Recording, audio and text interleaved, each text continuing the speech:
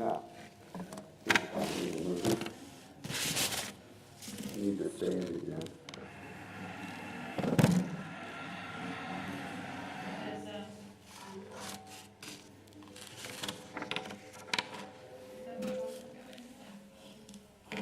Just needs to stand.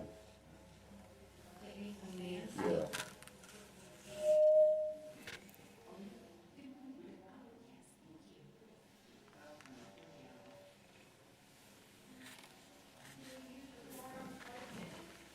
No, we got one back here. What is that stand you were using? The stand that doesn't lay on the ground. Where is it? Oh, there. There it is.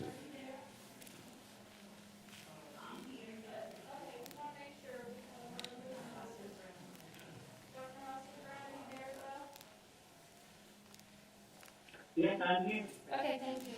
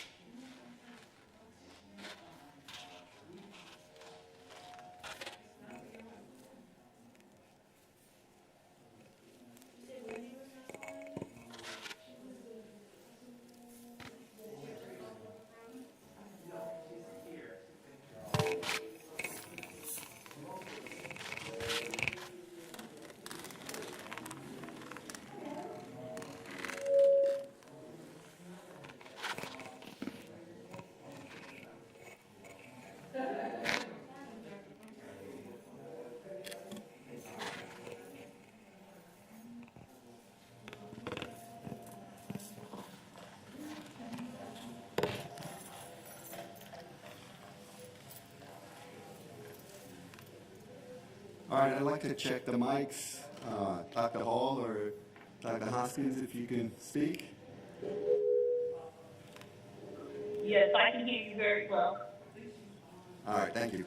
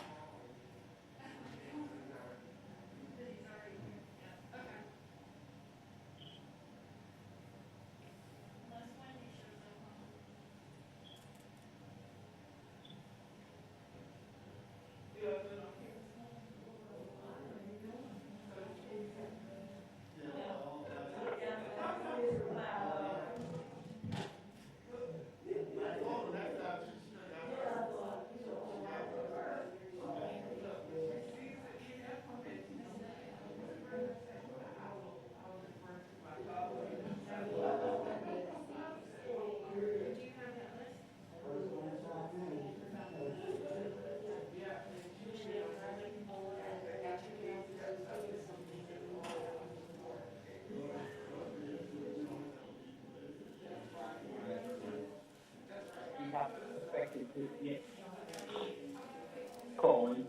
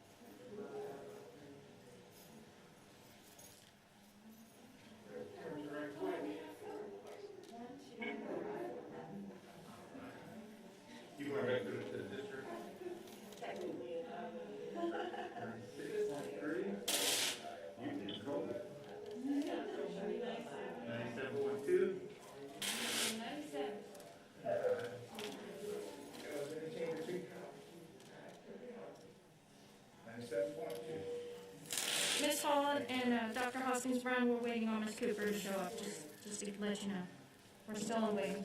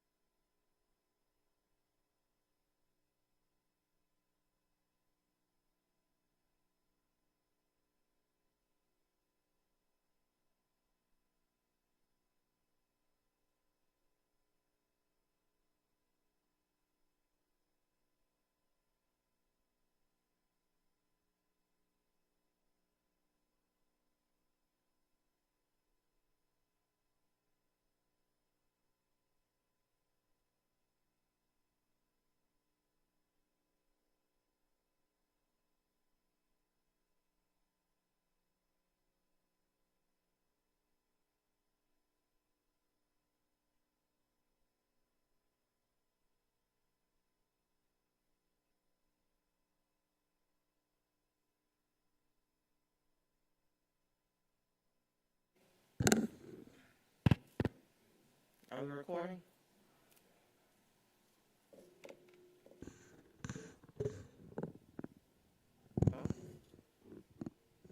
Yes.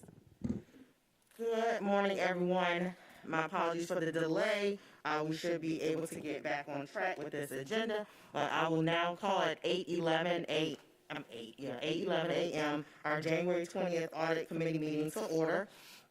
Just as a reminder, if you are speaking, we do have two individuals on the phone, Mrs. Hall and Dr. Hoskins Brown. If you would make sure that you at least say your name before speaking, just for the record, so that we can have the proper recording of who's speaking and making a motion, and we will begin. You have received the agenda as per. Oh, Happy New Year. Welcome 2022. All right.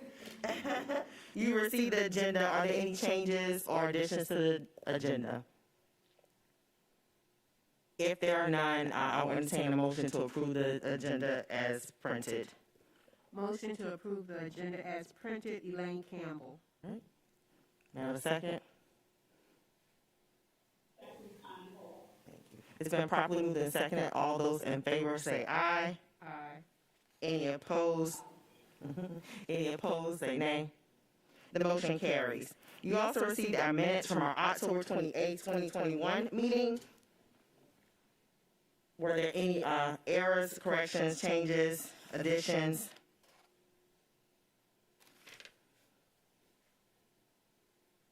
Hearing none, we will entertain a motion to approve the minutes as received. Motion to approve the minutes for, from October 28, 2021, Elaine Campbell. Okay, it's been properly moved and seconded. All those in favor to approve our minutes from the October 28th meeting, say aye. Aye. Any opposed? Nay. Motion carries. We'll move right into our first audit of school psychologists. Thank you, everybody, and good morning. Good morning. I will not go through this entire audit because it is kind of extensive in its descriptive nature. I will be short and sweet as much as I can. But I do want to go over the objectives in the beginning, as we always do. Again, this was an audit of our program. So the objectives revolved around reviewing local, state, and federal requirements. We looked at reviewing policies, administrative regs, and guidance as it related to school psychologists. We looked at the financial spending of the school psychologist program and to ensure that they were meeting district guidelines on program needs. We wanted to look at the process of which the school psychologists were assigned and making sure that they met the state guidelines or any other local policies, as well as provide equity for all students. We reviewed the duties and responsibilities of school psychologists to ensure that the services provided to the district were in accordance with the professional standards of National Association of School Psychologists. We reviewed professional development opportunities for school psychologists to ensure that the training was sufficient and current research-based strategies were provided to them. And of course, we looked for the best practices. I first want to say, I'm going to jump real quick. This is a final review of all the support service programs that we provide from the standpoint of school counselors, social workers, behavioral interventionists. So this was really just a rounding up of that whole service area. And we would like to let everybody know this entire program is running very effectively and efficiently. We really didn't have any findings at all, which was really wonderful. 16 years I've been doing this, and this was the first time we really had no findings on that. So if we can give them a big round of it was really great. And it was, I can't thank Susan and her team. They were really wonderful, wonderful individuals to speak to, and are very passionate about the students in our district. So let me move on to our scope real quick. So we conducted this audit by reviewing a host of information from the NASP. I'll use that word a lot, which is the National Associations of School Psychologists Practice Model Framework. We looked at the district's handbook. We looked at board policies. We looked at 3 years of funding. We interviewed school psychologists through the district and other school psychologists from other districts. We conducted an analysis of the practice model and compared that practice model to the district's handbook for alignment, which is they are in line with that. We reviewed the NASP school psychologist to the student ratio recommendations and compared it to the district's ratio to determine differences, and I'll go over that briefly.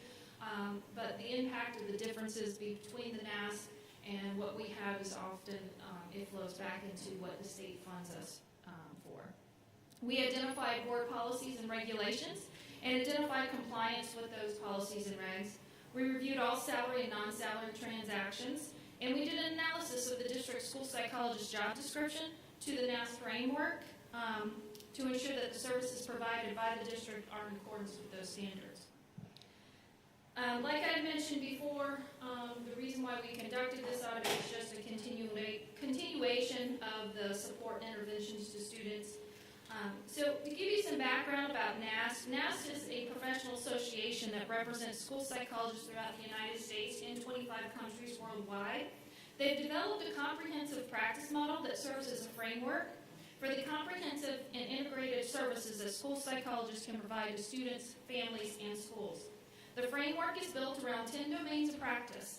This includes 6 organizational principles and 4 service areas. So on page 4, 5, and 6, we go through those domains. I'm not going to go through all that. It's very extensive. Hopefully you all had the time to have read this information, but if you go back to the back page, we have included the practice model kind of PDF that we provided to you that really provides the connection to those domains, to those organizational principles, and then to their 4 service areas. As you can see, it's pretty extensive.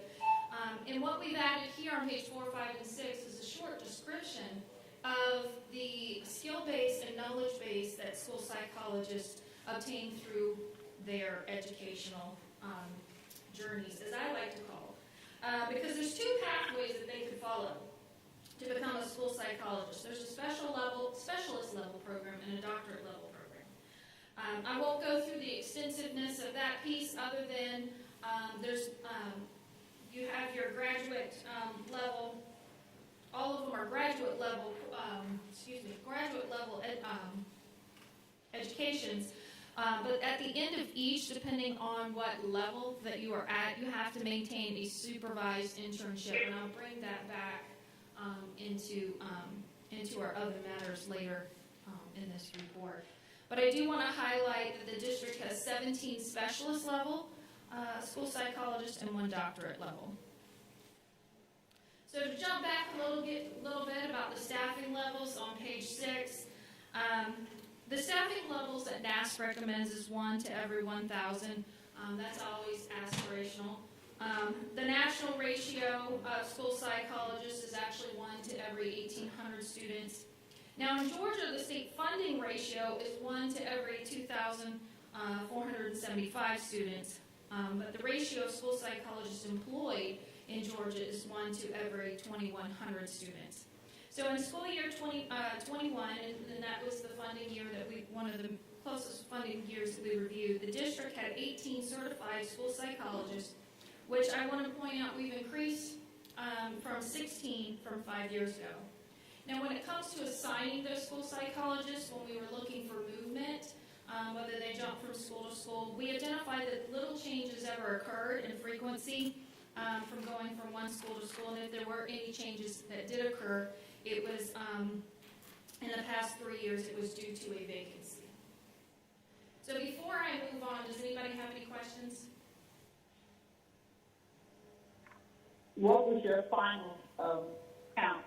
We have 1 for every how many students?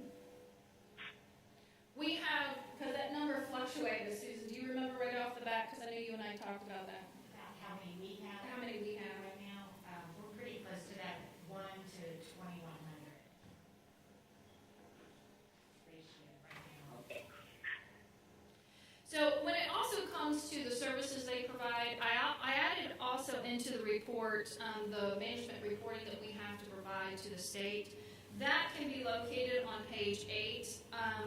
I wanted to highlight too that even though there are services that they provide within their district, there's some things that they also provide with the students within our district as they're growing into their educational careers with us, and that is the Babies Can't Wait. So if you turn to page 8, you're going to see for the past 3 years the number of referrals that we've gotten to the number that were completed on time, and that also we also highlighted, because this is the included reporting to the state, of the percentage of how much we completed on time, because those evaluations that are provided here, they are they're time-based. They have a certain time frame of which they must be completed, as well as the follow-up. So what we provided here is those initial eligibility psychological evaluation services that we provided here, as well as the Babies Can't Wait. So these developmental evaluations are conducted by a preschool evaluator. However, a school psychologist reviews each case for accuracy before the special education eligibility and provide consultation to staff, parents, and when appropriate, in-person screening. So we wanted to add those numbers in as well.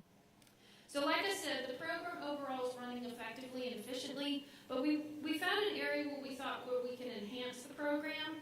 And so I don't really want to call it a finding or a condition. And what we discovered is that the job description is not in line with the National Association of School Psychologists Practice Model, and it doesn't provide enough detailed language for expected outcomes. So as the job description that we looked at, it did not incorporate all the 10 domains. We identified 6 of the 10 domains within the job description. Now, going to NAS, not everyone will acquire the skills of the same proficiency that was in those domains. However, there is an expectation from the National Association of School Psychologists that there should be some, at least, competency in all those practices that are provided. So if you turn to page 9, we tried to simplify it as best as we can so people can see that relationship. So when we looked at the district's job description, there was 13 listed duties that really responded to 7 job functions, and that's what we have in that first column. And what we did is we analyzed those job functions in relationship to the practice models, and we identified what those domains were that correlated to those job functions.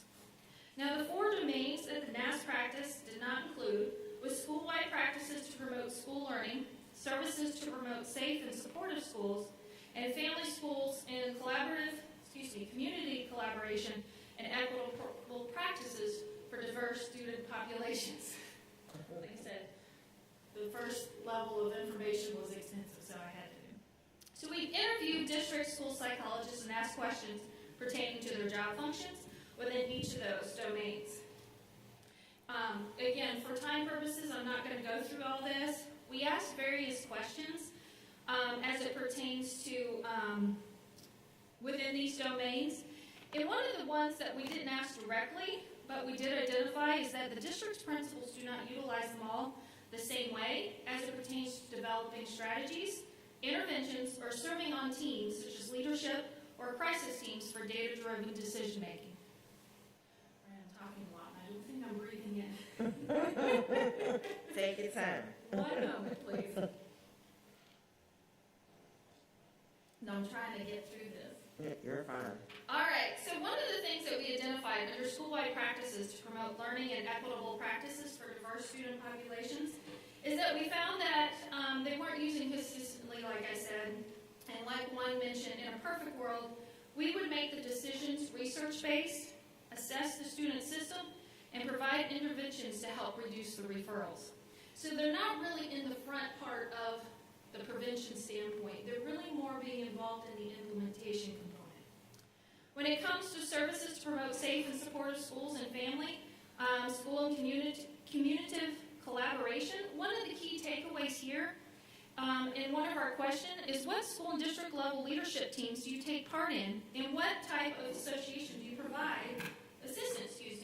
you provide in the school-wide strategies of mental and academic well-being. The majority assisted in the RTI and NTSS programs, but he also asked if they played a role in their school's crisis team, and all but 2 said no. And collaborating with counselors, social workers, or behavioral interventionists, the answers varied greatly. We found that there was either no interaction or they worked closely together on a regular basis. The consistent statement is that they were all based on case-by-case through the NTSS process. So we could not identify in our, from previous audits of social workers and counselors, as well as our conversations with district psychologists, where they worked together in collaboration to assess the district's needs, develop research and evidence-based strategies to promote social-emotional functioning, develop preventive and responsive services that enhance learning, mental and behavioral and health, implement effective crisis prevention, protection, mitigation, response, and recovery strategies, and or develop supportive, positive family influences on children's learning and mental health by building collaborations between families and schools. We wanted to highlight all that because it really sums up those domains that I did not discuss earlier in one little area. What we found was that each job position is siloed within its own job function, working cross-functionally only when there was a need for reactive measures and not to collaborate on preventive strategies for our students, families, and school needs.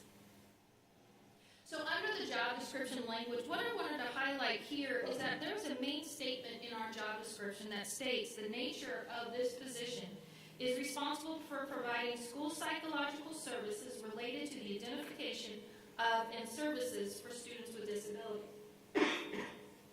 The supporting job duties and responsibilities build upon this statement. However, the description that goes along with those job responsibilities are very vague in nature. The language that they use is often create academic and behavioral interventions, assist in staff development activities, or functions as a cooperative team member with the site personnel. They don't elaborate in words of the expected outcomes of the employee. In review of other school districts' job descriptions for school psychologists, we found the following examples, and we wanted to highlight that from some of these Georgia districts, that their description is much stronger in terminology of their job responsibilities, such as DeKalb County conducts diagnostic tests to identify students' needs, limitations, potentials, observes students in classroom and in play, examines school records, consults with students and parents and school personnel and administrators, and interprets diagnostic findings, types, and submits report of all students tested and or evaluated. Another example is through the Atlantic Public Schools, counsels individuals and groups regarding problems such as stress, substance abuse, and family situations in order to modify behavior and or improve personal, social, or vocational adjustment. So I won't read the rest of these, but these give you an example of the elaborate language that is included. These detailed job descriptions are important to ensure not only the communicated expectation of employee outcome, but it also provides new hires that are looking at our job descriptions what the employment expectations are of the school psychologist. Now, there's no legal requirement for an organization to have a job description. However, they serve as a communication tool that defines the expectation of employees' job performance outcomes, supports the employee's accountability, and provides a platform to setting salaries. They also can define the relationships that the job position has with other job positions within the organization. Therefore, communicating work relationships in context of job authority and or collaborative work functions. The district's job description for school psychologists does not directly correlate the skill set of a school psychologist and sets the tone that they are to serve only on identifying and serving students with disabilities. The district is not maximizing, from our auditor's opinion, its human resource found in the skill set and educational background of a school psychologist. So based on our observations of the analysis of the job description to the practice model, as well as into the language of the job description, we recommended the following to the Academic Affairs Division and the Division of Human Resources. We recommended that they evaluate and update the district's job description of a school psychologist in collaboration with the NAS model, and at a minimum, the evaluation should include A, using other comparable school district job descriptions and organizational structures, evaluate the need for a new placement of the school psychologist within the district's organization in correlation with the new job description. B, as an outcome of the review of job functions to job tasks and the development of the job description, reevaluate the working relationships of school psychologists, social workers, behavioral interventionists, counselors, and identify any duplicated services. Consider streamlining the working relationship that builds upon each other's functions with the goal of meeting the academic, emotional, and family needs of the student. And C, develop working relationships with other academic departments, school sites that include in collaboration in the development of district-wide and school-based interventions for the academic, social, emotional, and well-being of the student. So before we jump into the management action plan, we did find in other matters that I wanted just to point out really quick that we added on a recommendation to. In the course of talking to our school psychologists, almost all of our school psychologists did not start their careers here at Savannah Chatham Public School System because they needed an internship for that, to get their certification, and they were more prone to go to school districts that offered paid internships versus just internships. So during our interviews, we found that many did not complete that for graduation. However, if that opportunity had been available at the time, they would have wanted to have come to our district in the beginning through their paid internship. So with a well-designed paid internship in conjunction with a school psychology university training program, the district could support a grow your own program for teachers and educators while maintaining the district's workforce. So also, in terms of those internships, this is really one of the major factors, is that a school psychologist is not only building the knowledge of the school, of their schooling, but also developing those relationships with the staff, students, and families that they are serving. Therefore, building connections and trust that is a vital component to a school psychologist's relationship within a school environment. Therefore, we recommend that the Division of Human Resources evaluate the need and consider developing a paid internship program for school psychologists. So, on the back of your PDF of the NAS model is the management action plan. So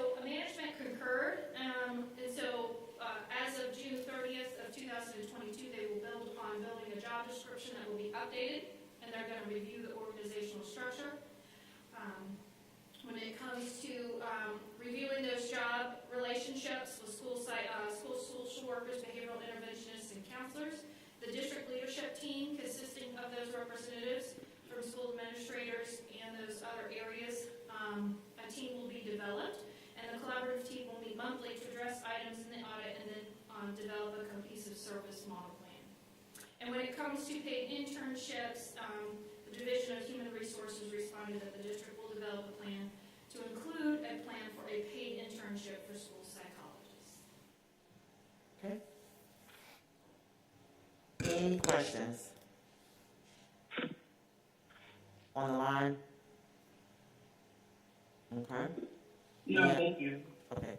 Any other comments? Human resources? You want to say something? Okay. Look like you were grabbing the mic. Okay.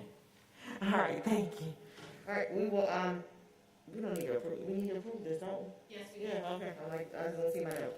All right, so I'll entertain a motion at this time, to approve the audit of school psychologists. Elaine Campbell, So, oh, motion to approve the audit of the school psychologist. Can I get a second? second, Who was that? Was that Mrs. Hall? second, Connie Hall. Okay, great, okay, thank you. It's been properly moved and seconded. All those in favor say aye. Aye. Any opposed? Any opposed? Say nay. Motion carries. Thank you for the extensive report and good information. We move on to our Q2 work status report. So your last page will reflect our status report as we move through the year. If you want to see, if you identify the difference in numbers, one of the key things we discovered is our business process reviews did take a whole lot more time than we projected.